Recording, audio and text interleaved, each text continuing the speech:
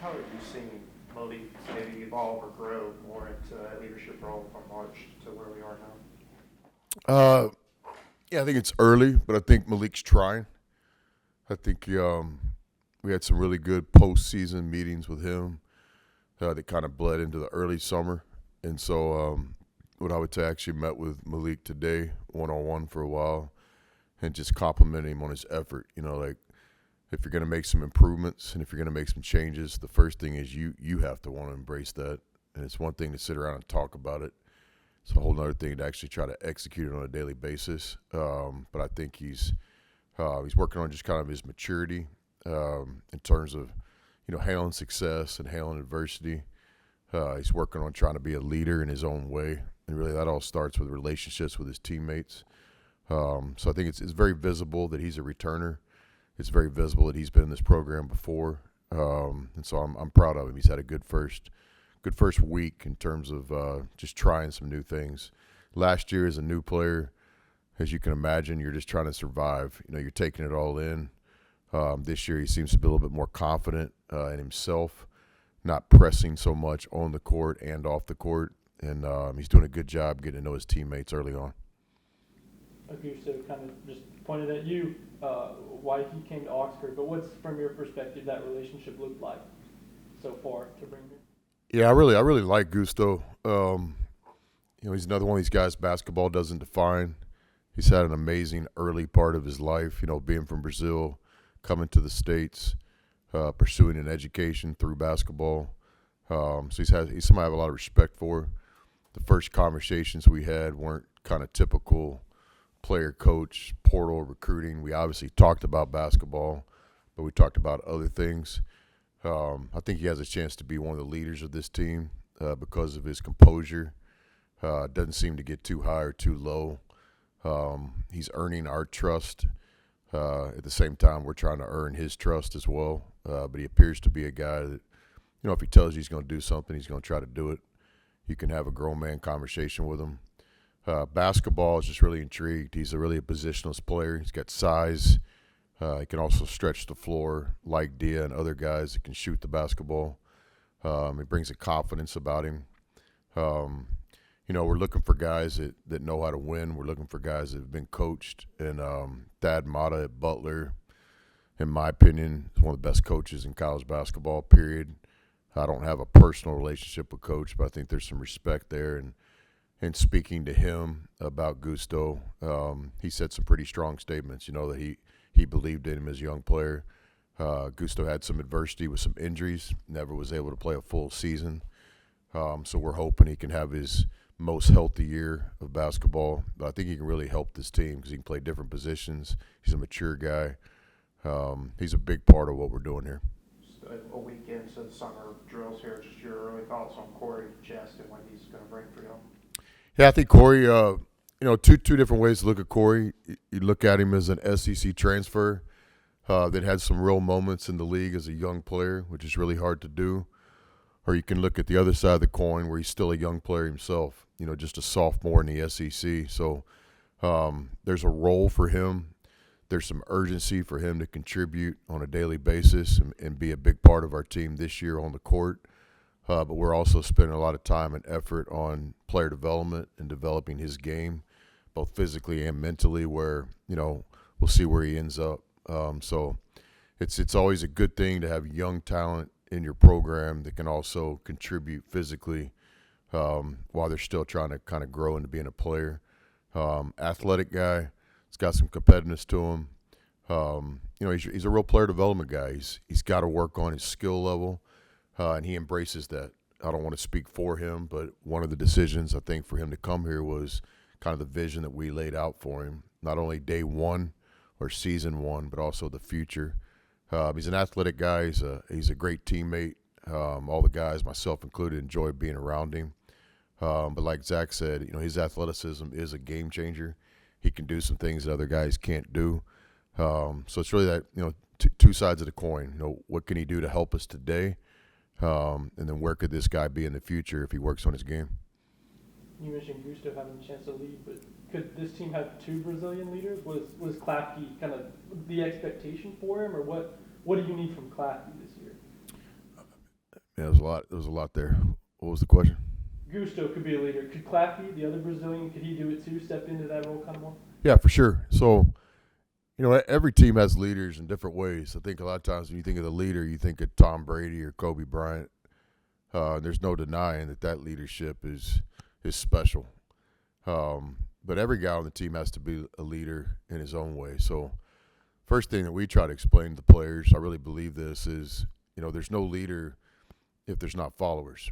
Like Tom Brady, for example, he was studied him a lot this offseason, and he said it himself in several interviews over the years. It's like, I get the identity of being the quarterback. It comes with the job, but, I can't lead if other guys don't want to follow. And so, certainly understanding that with the players. So what most people might perceive as our leader, the captain, whoever goes out there and shake hands with the other team's player and does the coin flip or whatever. No coin flip in basketball, you know what I'm saying?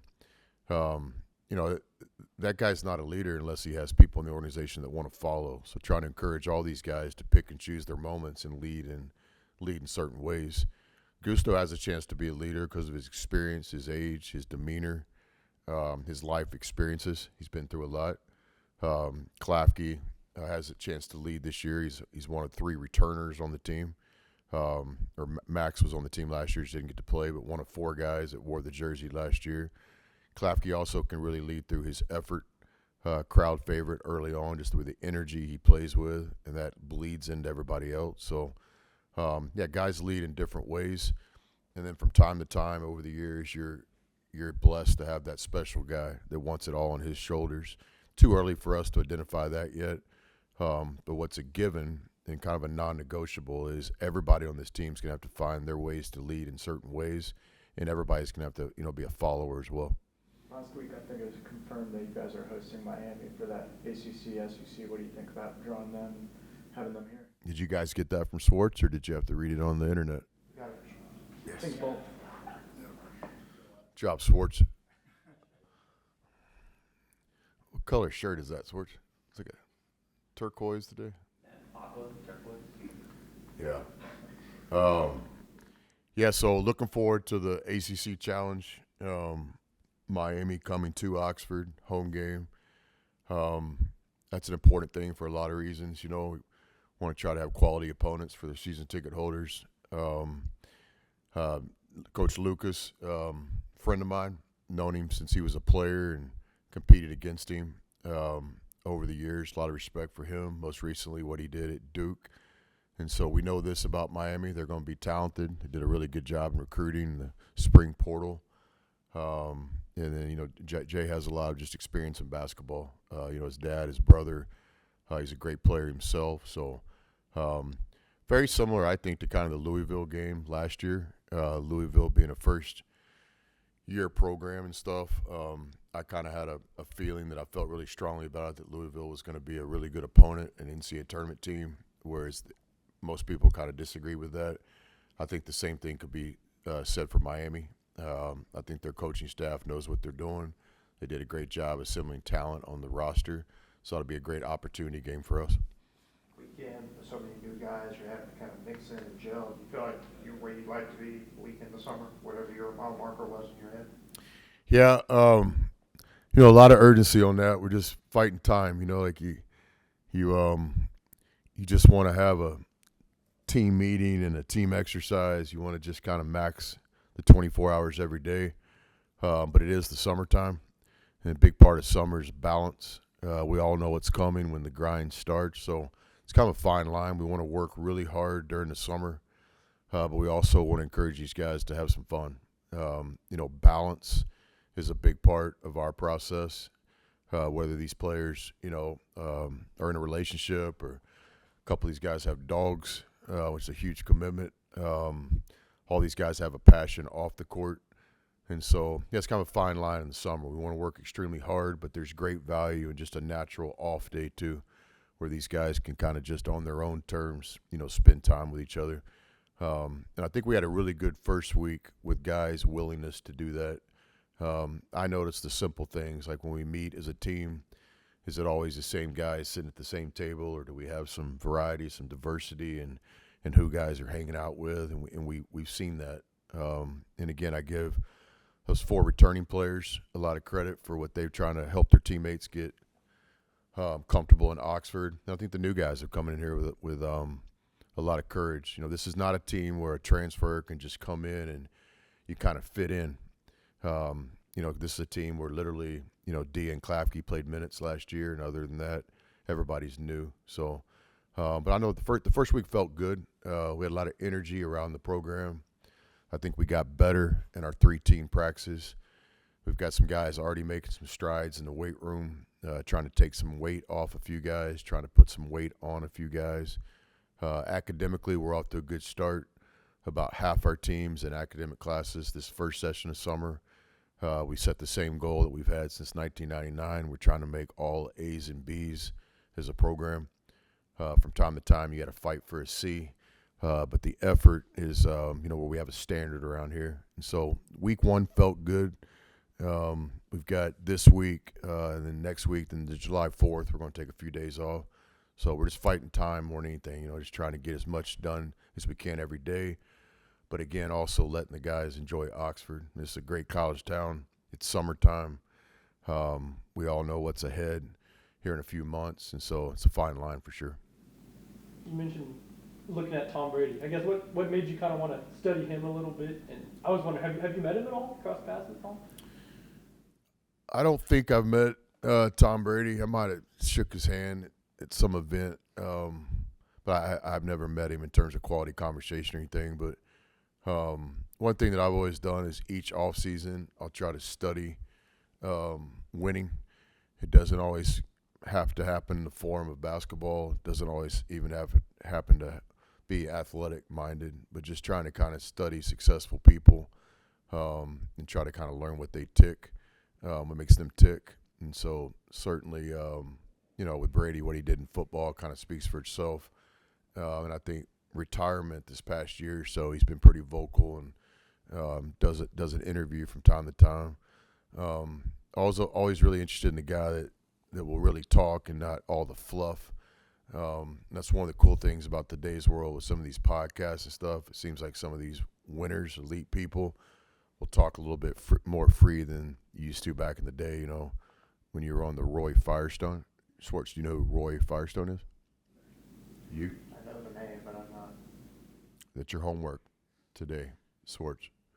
Roy Firestone. But you know what I'm saying? Like, it's like these podcasts, one of the cool things about it are some of these relaxed interviews. You know, like back in the day when I was with Coach Knight, the only way people could really get access to Coach is watch like post-game press conferences, or maybe if he did like a you know, a live with Larry King or something from time to time. And so you just starve for information on these people. But now it's like, you know, people just talk on a daily basis. So I think, you know, just the access to information, then you kind of weed it out. You know, you can kind of tell that's kind of fluffy. I was kind of, I mean, that's who he is.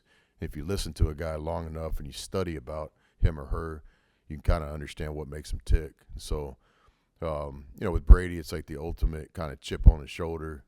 You know, I guess wasn't supposed to play in college, ends up being the best player. Wasn't supposed to be a draft pick, ends up being the best player. All of his teams won. I think his relationship with his teammates, relationship with his organizations, coaches, owners, the whole deal. So he's, I really enjoyed, you know, trying to learn as much as I could about him. And then ultimately I get it down to like the Cliff Notes version. You know what Cliff Notes is, Horst? And then try to get that information to the players. You know, I don't expect Gusto to spend all the time that I spend on those projects, but if I can get him the bottom line, if I can give him 5 minutes worth of information it took me 4 months to gather, I've always thought that's kind of one of my responsibilities as the coach, is to continue to kind of, you know, help these guys, educate them. And so, yeah, I've spent a lot of time this off-season spring looking at Tom Brady. You kind of had a podcast, I think, the Fireside Chat. Are you planning to do that again, or is that kind of run its course? Yeah, we need to. Schwartz? Let's go. Yes, it's things been good to us over the years, direct communication with the students, and then I think other people enjoy just watching it. And so, yeah, we definitely need to do that. We're looking forward to year 3. I think our relationship with our students has grown so much from the first season to last season, and it's just really an important relationship to us. So we've been meeting on all things kind of marketing and stuff like that on a weekly basis since the Michigan State game. We've added some new people to the team here, so yeah, for sure, we're looking forward to doing the best job we can to kind of have that relationship with the students. And the fireside chat is definitely something we should bring back. All right, thanks, guys. Appreciate it, guys.